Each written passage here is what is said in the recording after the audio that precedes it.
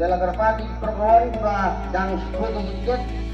kilawan pet yang dijaga barang lain dan hop ban pet yang jiwai juga kilatan ada menin di perlok ke barang supaya juga rang pet yang dikit din lain wat yang dijaga barang lain